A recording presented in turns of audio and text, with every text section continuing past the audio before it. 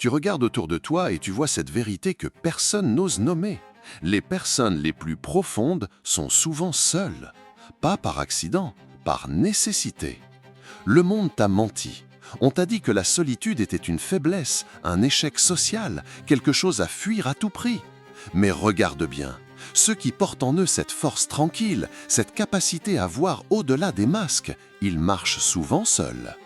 Tu l'as peut-être ressenti toi-même, cette sensation étrange quand tu es dans une foule et que tu te sens plus seul qu'en étant réellement seul. Quand les conversations superficielles te vident plus qu'elles ne te nourrissent. Quand tu réalises que ta propre compagnie est souvent plus authentique que celle de la plupart des gens. Ce n'est pas de l'arrogance, c'est de la lucidité. Les âmes fortes ne fuient pas les autres par mépris. Elles s'éloignent par protection. Protection de leur intégrité, de leur vérité, de cette flamme intérieure que le monde tente constamment d'éteindre. Tu as déjà remarqué comme il est difficile de rester toi-même quand tu dois constamment expliquer qui tu es. Comme il est épuisant de diluer ta profondeur pour qu'elle soit digeste par des esprits qui préfèrent la surface. La solitude des âmes fortes n'est pas une punition, c'est un choix conscient, un acte de résistance silencieuse contre un monde qui valorise la conformité plus que l'authenticité. Regarde Nietzsche, qui a écrit ses plus grandes œuvres dans l'isolement des montagnes suisses. Regarde Thoreau, qui a trouvé sa vérité au bord d'un étang solitaire. Regarde tous ces penseurs qui ont changé le monde depuis la marge, depuis leur solitude assumée. Mais alors, pourquoi cette solitude fait-elle si peur? Pourquoi la société s'acharne-t-elle à nous convaincre qu'être seul est pathologique? Parce qu'une âme forte qui accepte sa solitude devient incontrôlable. Elle n'a plus besoin de l'approbation des masses, elle n'a plus peur du jugement. Elle devient libre.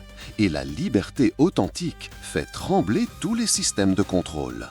Tu commences à comprendre, n'est-ce pas? Cette solitude que tu ressens parfois n'est pas un défaut à corriger. C'est peut-être le signe que ton âme refuse de se compromettre. Si cette réflexion résonne déjà en toi, pense à t'abonner maintenant. C'est un geste simple, mais qui nous permet d'aller plus loin ensemble. Il existe une tension fondamentale entre l'individu authentique et le système social. Cette tension, les philosophes l'ont explorée depuis des millénaires, mais jamais elle n'a été aussi criante qu'aujourd'hui. Aristote parlait déjà de cette réalité. L'homme qui ne peut vivre en société ou qui n'en a pas besoin parce qu'il se suffit à lui-même doit être ou une bête ou un dieu. Mais il avait tort sur un point crucial. Il existe une troisième catégorie, l'âme forte qui choisit consciemment sa solitude. Tu vois, le problème n'est pas que ces âmes ne peuvent pas vivre en société, c'est qu'elles refusent de vivre dans une société qui exige d'elles qu'elles se trahissent pour s'intégrer. Schopenhauer l'avait compris avec sa métaphore des porcs épics. Nous avons besoin de chaleur humaine, mais nous nous blessons mutuellement quand nous nous rapprochons trop. Les âmes fortes ont simplement appris à générer leur propre chaleur intérieure. Cette force intérieure, Nietzsche la nommait amor fati, l'amour du destin, l'acceptation totale de ce que tu es, y compris de ta solitude. Pas comme une résignation, mais comme une affirmation. Tu ne subis plus ta solitude, tu la choisis. Mais pourquoi ce choix? Parce que l'alternative est la dissolution de soi. Tu as déjà vécu ces moments où tu as dû te fragmenter pour plaire, te diminuer pour rassurer, te taire pour appartenir. À chaque fois, tu as perdu un morceau de ton authenticité. L'âme forte comprend que l'appartenance sociale a un prix, ton intégrité, et elle refuse de payer ce prix. Elle préfère la solitude créative à la compagnie destructrice. C'est ce que Kierkegaard appelait le stade esthétique versus le stade éthique. La plupart des gens restent au stade esthétique, ils cherchent le plaisir immédiat de l'approbation sociale. L'âme forte accède au stade éthique, elle choisit ce qui est juste pour elle, même si c'est difficile. Cette transition n'est jamais confortable. Tu passes par ce que les mystiques appellent la nuit obscure de l'âme. Cette période où tu réalises que tu ne peux plus jouer le jeu social, mais où tu n'as pas encore appris à aimer ta solitude. C'est dans cette transition que beaucoup abandonnent. Ils retournent vers la sécurité de la conformité, vers l'illusion du bien-être social. Mais toi, si tu lis ces mots, c'est que quelque chose en toi refuse d'abandonner. Tu sens cette vérité profonde. Ta solitude n'est pas une prison, c'est ton laboratoire. C'est là que tu découvres qui tu es vraiment, sans les masques, sans les attentes, sans les compromis. 1889. Friedrich Nietzsche s'effondre dans les rues de Turin en voyant un cheval battu. C'est la fin de sa vie intellectuelle lucide. Mais avant cette tragédie, regarde ce qu'il a vécu.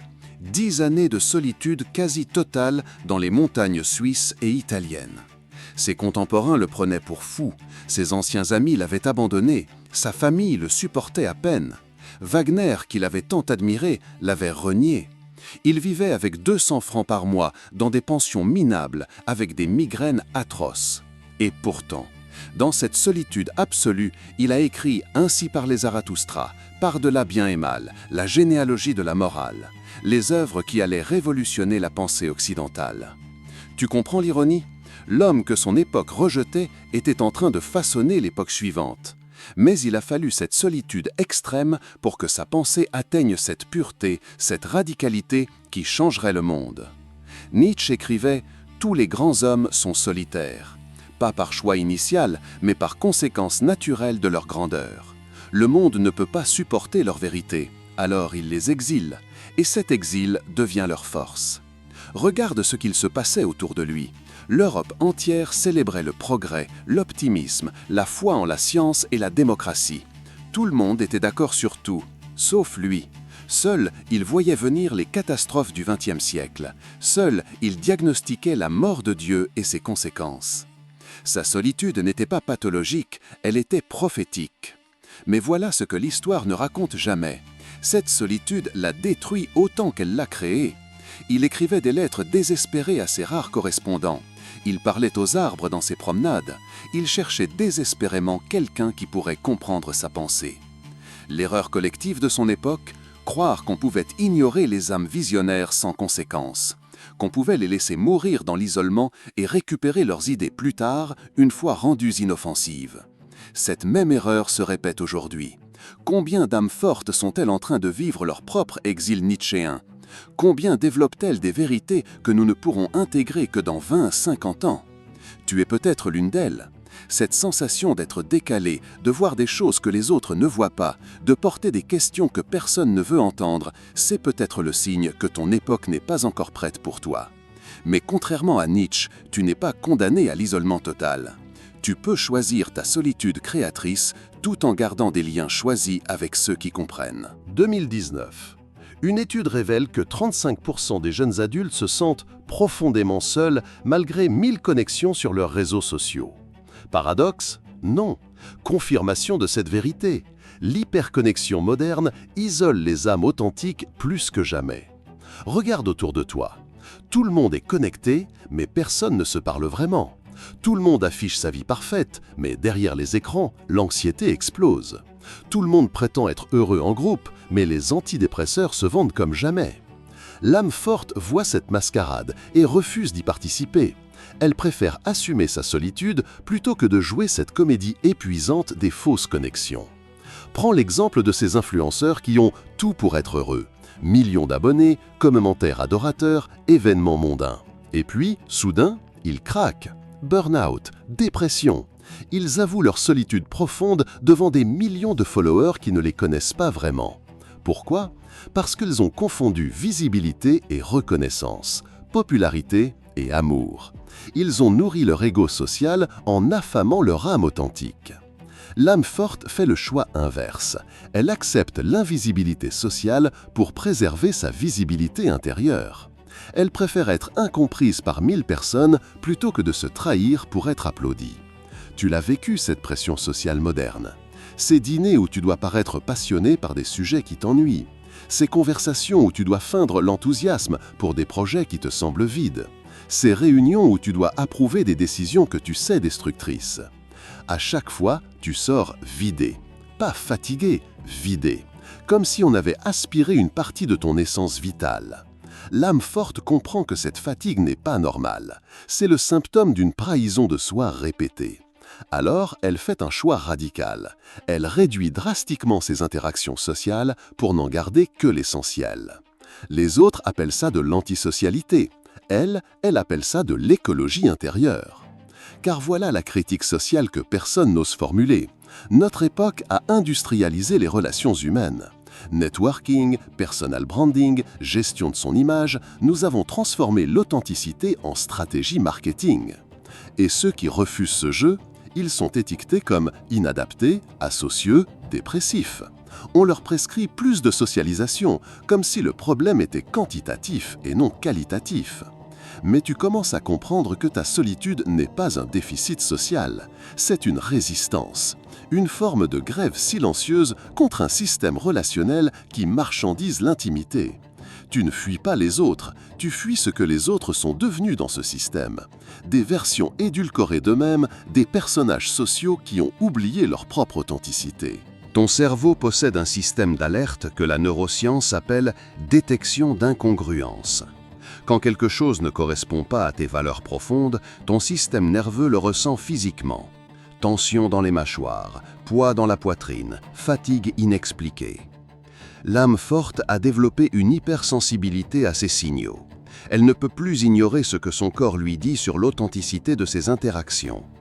Tu l'as déjà vécu, cette sensation étrange quand quelqu'un te parle et que ses mots sonnent faux. Pas menteur, juste vide. Comme si la personne récitait un script social appris par cœur. Ton corps le détecte avant ton esprit conscient. C'est ce que les psychologues appellent dissonance cognitive somatique. Ton âme authentique entre en conflit avec les masques sociaux qu'on attend de toi. Et contrairement à la plupart des gens, tu ne peux plus dissocier. Tu ne peux plus faire semblant que tout va bien. L'âme faible apprend à anesthésier ces signaux. Alcool, distraction, déni, tout pour ne plus sentir cette tension entre qui elle est et qui elle doit paraître être. Elle développe ce que les psychiatres nomment alexithymie sociale, l'incapacité à reconnaître ses propres émotions authentiques dans les contextes sociaux. Mais l'âme forte refuse cette anesthésie. Elle préfère la douleur de la lucidité au confort de l'illusion. Et cette lucidité la conduit naturellement vers la solitude. Parce que dans la solitude, il n'y a plus de dissonance, plus besoin de masques, plus de scripts sociaux à réciter. Ton système nerveux peut enfin se détendre. Tu peux enfin être en cohérence totale avec toi-même. C'est pourquoi la solitude des âmes fortes n'est jamais pesante. Elle est libératrice, rafraîchissante, comme un retour à la maison après un long voyage en territoire étranger. Mais voici le mécanisme le plus subtil. Cette hypersensibilité à l'inauthenticité se développe progressivement. Plus tu passes de temps avec ton âme authentique, plus tu deviens incapable de supporter les interactions superficielles. C'est un processus irréversible. Une fois que tu as goûté à la profondeur de ta propre compagnie, les conversations de surface te deviennent physiquement pénibles. Les autres perçoivent ce changement. Ils sentent que tu n'es plus disponible émotionnellement pour leurs jeux sociaux. Ils t'accusent d'être distant, froid, arrogant. Mais tu sais que ce n'est pas de l'arrogance, c'est de la préservation. Tu protèges cette flamme intérieure qui s'est enfin rallumée dans la solitude. Et tu as compris quelque chose de fondamental. Cette flamme est plus précieuse que toutes les approbations sociales du monde. Car cette flamme, c'est ta véritable identité. Celle qui existait avant qu'on t'apprenne à jouer des rôles. Celle qui survivra à tous tes masques sociaux. Regarde ce phénomène fascinant. Plus une société valorise l'extroversion et la sociabilité, plus elle produit d'âmes fortes qui choisissent la solitude. C'est un mécanisme de défense collectif que personne n'a jamais étudié. Le système social moderne fonctionne sur un principe simple, standardiser les comportements pour faciliter le contrôle. On t'apprend très tôt qu'être seul est suspect, qu'un enfant qui préfère lire plutôt que jouer en groupe a un problème, qu'un adulte qui choisit de rester chez lui plutôt que de sortir est dépressif. Cette programmation sociale crée deux catégories d'humains, ceux qui intériorisent ces normes et deviennent des êtres sociaux automatiques, et ceux qui résistent et deviennent des âmes fortes solitaires. Les premiers constituent la majorité. Ils ont appris à mesurer leur valeur à l'aune de leur popularité sociale. Nombre d'amis, d'invitations, de likes, de présence aux événements. Leur estime de soi dépend entièrement du regard des autres. Ils sont devenus des êtres relationnels sans relation authentique avec eux-mêmes. Cette majorité forme ce qu'on pourrait appeler la masse sociale. Elle fonctionne par mimétisme, par peur du rejet, par besoin constant de validation externe. Elle produit cette culture de l'apparence que tu vois partout. Performance sociale, compétition relationnelle, anxiété de manquer quelque chose. Mais voici l'ironie. Plus cette masse grossit, plus elle produit son propre antidote. Plus elle devient superficielle, plus elle pousse les âmes authentiques vers la solitude créatrice. Tu as remarqué ce phénomène autour de toi? Plus les gens deviennent sociaux au sens quantitatif, plus ils perdent leur capacité à créer des liens profonds. Plus ils multiplient les interactions, plus ils s'éloignent de l'intimité véritable. Cette masse sociale finit par créer sa propre prison, un monde d'interactions obligatoires mais vide, de présence physique mais d'absence émotionnelle, de connexion digitale mais de déconnexion spirituelle. Et face à cette prison, les âmes fortes font le seul choix logique. Elles s'évadent vers leur solitude créatrice. Le système interprète cette évasion comme un échec de socialisation. Il propose plus d'événements, plus d'applications de rencontres, plus de thérapie de groupe. Il ne comprend pas que le problème n'est pas le manque de social, mais l'excès de faux social. Cette incompréhension crée un cercle vicieux. Plus le système pousse à la socialisation forcée, plus les âmes authentiques s'en éloignent.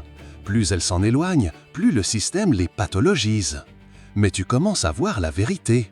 Cette résistance individuelle à la masse sociale n'est pas pathologique, c'est évolutive. Ces âmes solitaires préparent peut-être l'émergence d'une nouvelle forme de socialité, plus rare, plus choisie, plus authentique.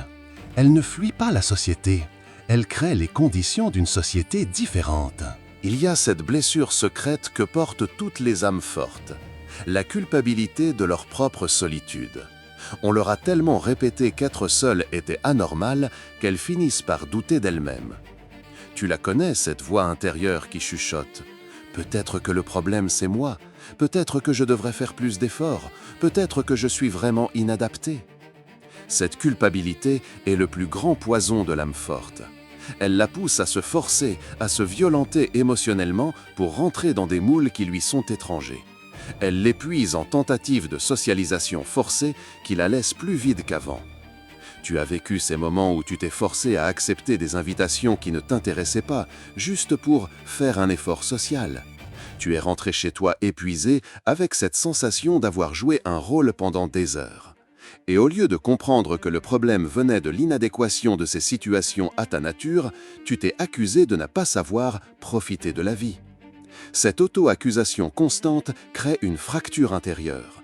Une partie de toi sait que ta solitude est précieuse, créatrice, nécessaire. L'autre partie a intériorisé les jugements sociaux et te culpabilise de cette préférence. Cette fracture génère une fatigue existentielle particulière. Pas la fatigue physique d'avoir trop fait, mais la fatigue psychique de lutter constamment contre ta propre nature, de te justifier, même à toi-même, d'être qui tu es. Beaucoup d'âmes fortes développent ce qu'on pourrait appeler le syndrome de l'imposteur social. Elles se forcent à paraître plus sociales qu'elles ne le sont vraiment. Elles développent des masques si perfectionnés que même leurs proches ne connaissent pas leur vrai visage. Mais voici la vérité que personne ne t'a jamais dite. Cette blessure de la culpabilité solitaire peut devenir ta plus grande force. Quand tu arrêtes de te battre contre ta nature, quand tu acceptes enfin que ta solitude n'est pas un défaut mais une spécificité, quelque chose de magique se produit. Cette énergie que tu gaspillais à te justifier se transforme en créativité pure. Tu découvres que ta solitude n'était pas un manque, mais une plénitude, que ce temps passé seul avec toi-même t'a donné quelque chose que la plupart des gens n'auront jamais, une relation authentique avec ton âme. Cette relation intérieure devient ton sanctuaire, l'endroit où tu peux enfin enlever tous tes masques, où tu n'as plus besoin de performer, où tu peux simplement être. Et paradoxalement, c'est souvent quand tu cesses de chercher désespérément la compagnie des autres que tu attires naturellement les quelques personnes capables de voir et d'apprécier ton authenticité. Ta solitude t'a enseigné à distinguer la vraie intimité de la fausse proximité. Et cette capacité de discernement devient ton plus grand don. La première résistance, c'est d'arrêter de t'excuser d'être qui tu es. Arrête de justifier ton besoin de solitude comme s'il s'agissait d'une maladie honteuse. Ta solitude n'est pas un défaut à corriger, c'est une force à cultiver. Apprends à dire non sans donner d'explication. Non, je ne peux pas venir ce soir. Point. Pas de justification complexe, pas d'excuses inventées, pas de promesse de rattraper plus tard. Juste un non ferme et bienveillant. Cette simplicité va déranger. Les gens vont insister, argumenter, te faire culpabiliser. Ils sont habitués à ce que tu te justifies. Ton refus de jouer ce jeu les déstabilise parce qu'il les confronte à leur propre compromis. Cultive ce que j'appelle la pratique du silence fertile. Crée-toi des moments de solitude totale, sans stimulations externes. Pas de musique, pas de lecture, pas d'écran. Juste toi et ton monde intérieur. Au début, c'est inconfortable. Ton esprit cherche des distractions. Mais si tu persistes, tu découvres une richesse intérieure insoupçonnée. Dans ce silence, tu retrouves ta voix authentique. Cette voix qui existait avant qu'on t'apprenne ce que tu devais penser, ressentir, désirer. Cette voix qui sait exactement ce qui est juste pour toi, même quand le monde entier te dit le contraire. Développe ton courage silencieux. Ce n'est pas le courage spectaculaire des héros de cinéma. C'est le courage discret de rester fidèle à tes convictions quand personne ne regarde.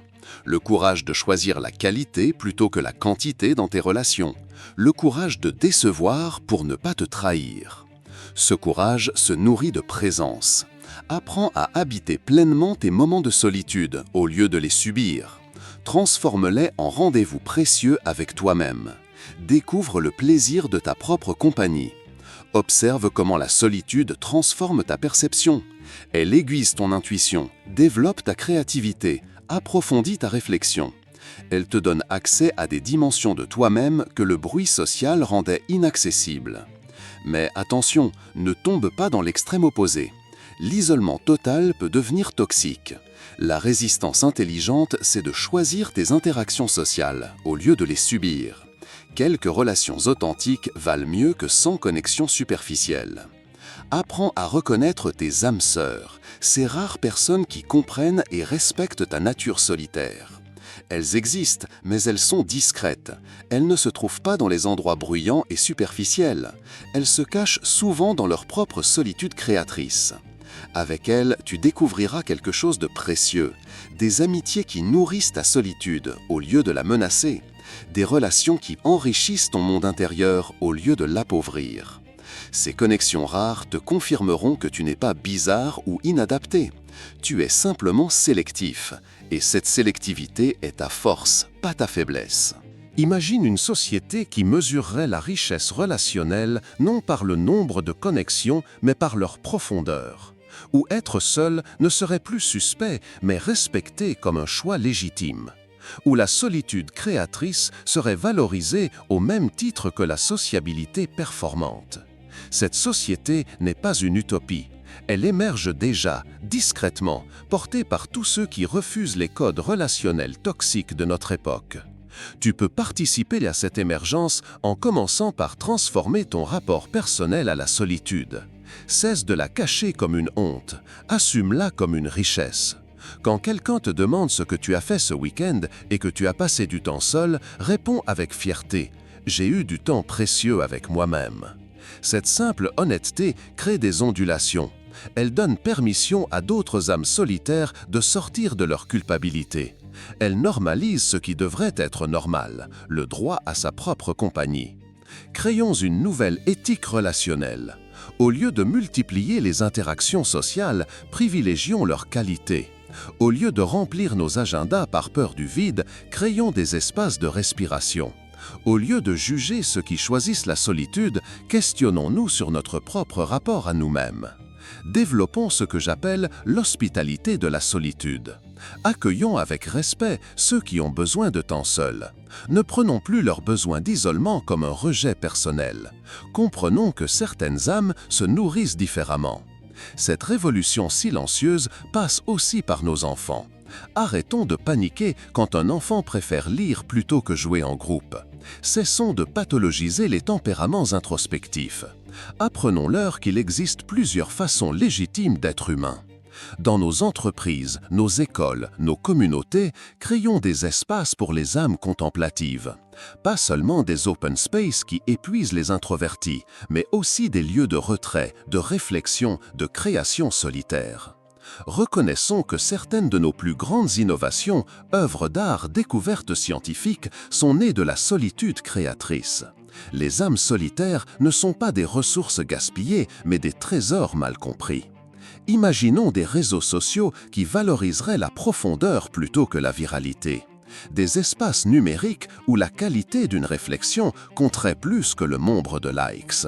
Des plateformes conçues pour nourrir l'âme plutôt que de la vampiriser.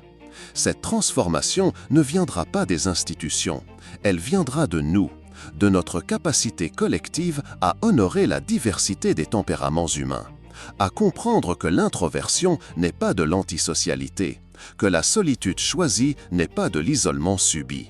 Chaque fois que tu assumes paisiblement ta nature solitaire, tu ouvres un chemin pour d'autres.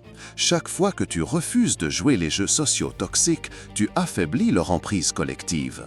Tu deviens part de cette révolution douce, celle qui redonne ses lettres de noblesse à l'âme forte qui choisit sa solitude. Voici l'épiphanie finale. Ta solitude n'a jamais été un accident. Elle était nécessaire, elle était le chemin obligé vers ta propre rencontre. Imagine cette scène, un arbre solitaire au sommet d'une montagne, battu par les vents, défié par les tempêtes. De loin, il semble isolé, peut-être même maudit par son destin. Mais regarde plus attentivement. Ses racines sont plus profondes que celles de tous les arbres de la forêt en contrebas. Sa résistance est incomparable. Sa beauté, sculptée par la solitude, est unique. Cet arbre, c'est toi. Ta solitude t'a donné ce que la foule ne pourra jamais t'offrir, des racines qui touchent les couches les plus profondes de ton être. Une force forgée dans l'authenticité plutôt que dans l'approbation. Tu comprends maintenant pourquoi les âmes fortes vivent dans la solitude. Parce qu'elles ont découvert le secret que la majorité ignore. L'âme humaine ne grandit que dans l'intimité avec elle-même. Toutes ces heures que tu as passées seule, à douter de toi, à te questionner, à explorer tes profondeurs, elles n'étaient pas perdues, elles étaient investies. Investies dans la construction de quelque chose de rare, une personnalité authentique, non influencée par les modes et les pressions sociales. Les autres ont construit leur identité dans le regard des autres. Toi, tu l'as forgée dans le silence de ta propre forge intérieure. Ils ont des personnalités de surface, brillantes mais fragiles. Tu as développé une personnalité de profondeur, moins spectaculaire peut-être, mais indestructible. Cette différence explique pourquoi tu te sens souvent décalé dans ce monde. Tu évolues à une autre fréquence. Tu cherches du sens là où les autres se contentent de distractions. Tu cultives la profondeur là où ils surfent sur la surface. Ne change rien à cette nature. Le monde a besoin de tes questions dérangeantes, de ta lucidité inconfortable, de ta résistance silencieuse aux compromissions faciles. Il a besoin de ta solitude créatrice qui produit des idées authentiques au lieu de recycler les pensées à la mode. Tu n'es pas un être social défaillant, tu es une âme forte qui a choisi la qualité plutôt que la quantité, la profondeur plutôt que la surface, l'authenticité plutôt que la popularité. Ta solitude n'est pas une punition, c'est ta superpuissance. Elle te donne accès à des ressources intérieures que la plupart des gens n'exploreront jamais. Elle te permet de voir ce que les autres ne voient pas, de comprendre ce qu'ils ne comprennent pas, de créer ce qu'ils ne peuvent pas créer. Alors, la prochaine fois que tu te sens seul, souviens-toi, tu n'es pas seul, tu es en excellente compagnie, la tienne. Et cette compagnie-là, elle ne te décevra jamais. Si tu as ressenti quelque chose à travers ces mots, abonne-toi et partage cette vidéo. Ensemble, nous pouvons réveiller plus de conscience.